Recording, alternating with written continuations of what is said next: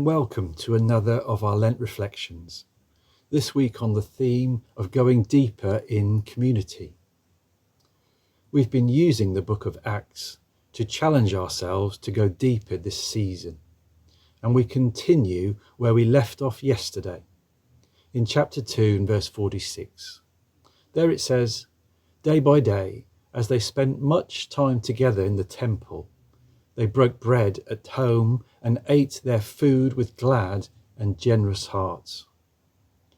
It seems that meeting in the temple wasn't enough for these new, excited Christians, and they also ate together in their own homes as another aspect of community. But the expression used here, "they broke bread," suggests more than simply eating together.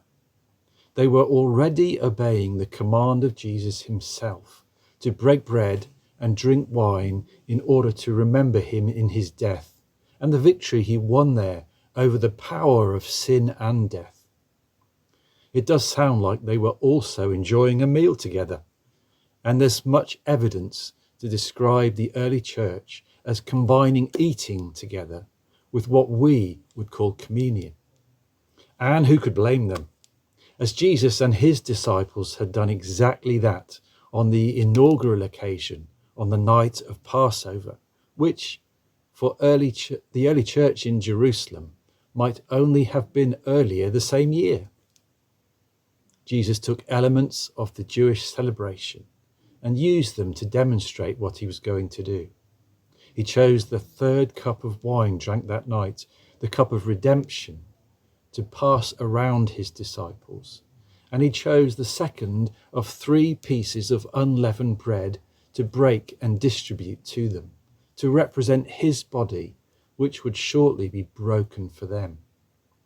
Eating, celebrating, worship, and even prophecy were effortlessly bound together and emerged out of community. There's a freedom to this approach, which can become obscured by our own practice, which can seem rather formal in comparison. We gather to break bread once or twice a month. We have a certain formula which we loosely stick to 9 times out of 10, and we can behave in a certain way.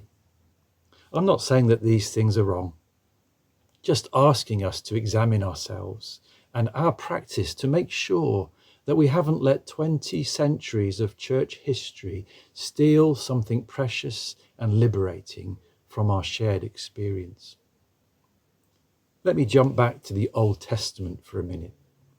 When God called Abram and sent him off to the land of promise, there are some wonderful verses in Genesis 12 where Abram and his household travel the length and breadth of that land, exploring and building simple stone altars in the places where they stayed, presumably as a remembrance of the words that God had spoken. There was no law, there was no priesthood, no temple, no formal system of sacrifice. There was just the household of promise, the land stretching out in every direction, and God's promise and voice. There was freedom, there was joy, there was the excitement of new beginnings and the promise of new life. It's the same atmosphere as that of Acts 2, except instead of stone altars, we have broken bread, joyful acts of remembrance shared in community together. Regardless of exactly how we choose to celebrate this precious ordinance which has been given to us, let's not forget that it is much more than just something we do as part of our worship. And let us seek for the spiritual excitement that our spiritual forebears experienced together. But let us also keep an open mind as to how we celebrate, lest we become overly confident that our way is the best way. May God continue to bless you and give you fresh leading and ideas as we reflect on what it means to go deeper in community this week.